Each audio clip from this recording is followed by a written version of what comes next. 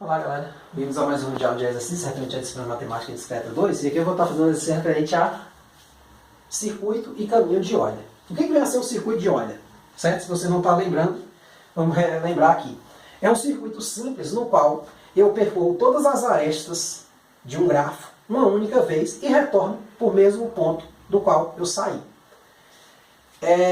No caso do caminho, eu não necessariamente retorno para o mesmo ponto, mas retorno para um ponto qualquer. Mas quando eu olhar para a figura, é como se eu conseguisse desenhar toda essa figura sem tirar o lápis do papel. Se eu terminar no mesmo ponto, eu chamo isso de circuito. Se eu não terminar no mesmo ponto, eu chamo isso de caminho. Tá certo? Então aqui ele tem um exercício que diz o seguinte, ó, considere o grafo a seguir. Então aqui eu tenho esse grafo G, um grafo um pouquinho grande, né? E ele pergunta, existe um circuito de Euler? Depois. E um caminho de Euler? Apresente uma justificativa formal. Você poderia muito bem tentar resolver essa questão, talvez de maneira braçal, né? Começando pintando aqui as arestas, até ver se você conseguia pintar todas elas, de alguma maneira, tá certo? Retornando para o ponto inicial ou retornando para um ponto qualquer. Só que tem um problema. Fazer isso, se o grafo for muito grande, despende muito trabalho, muita energia. E se você olhar para o exercício, ele não está lhe pedindo para determinar este caminho, esse circuito, se existir. Ele está lhe pedindo apenas para você dizer se existe ou não. Aí a gente pode lançar mão de dois teoremas.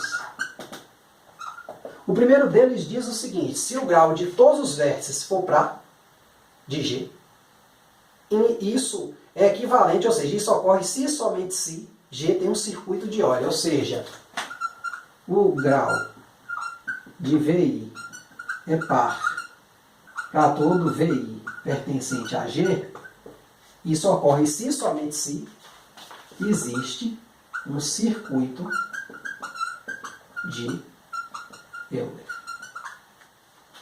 Tá certo? E o segundo coisa diz a respeito ao caminho de Euler. Se exatamente dois vértices tiverem graus ímpares e, consequentemente, o resto todo ser par, então eu vou ter um caminho de Euler. Ou seja, existem exatamente dois vértices de grau ímpar.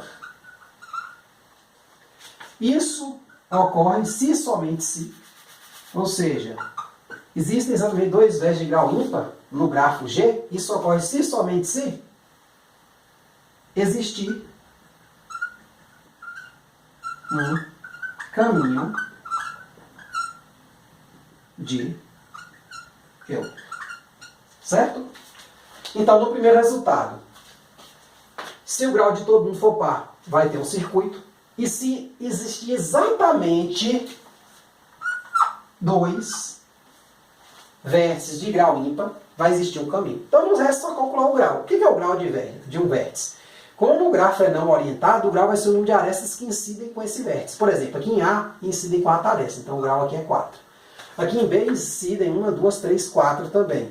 Aqui em C, 1, 2, 3, 4 também. Aqui em D, 1, 2, 3, 4, 5.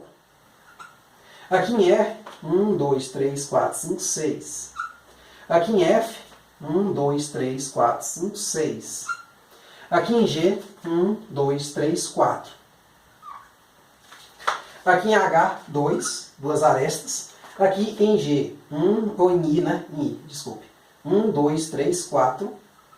Aqui em J, 1, 2, 3, 4. Então o grau é 4. E aqui em K, 1, 2, 3, 4, 5. Então, em qual dos dois casos eu me enquadro? Todo mundo tem grau par? Não. Esses dois indivíduos aqui têm grau ímpar. Mas são somente dois. Então vai existir um circuito. É esse segundo resultado aqui. Então você poderia justificar assim, como existem exatamente dois vértices de grau ímpar.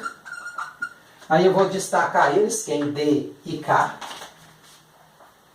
D e K, né? Temos que existe um caminho de ordem. Qual o caminho é?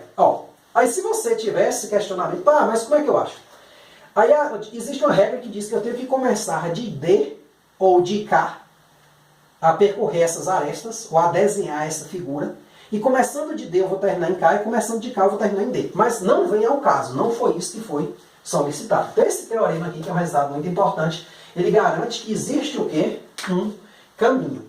Se por um acaso existisse um circuito, também existiria um caminho, porque um circuito também é um caminho, só que é um caminho especial que recebe um nome especial, tá certo?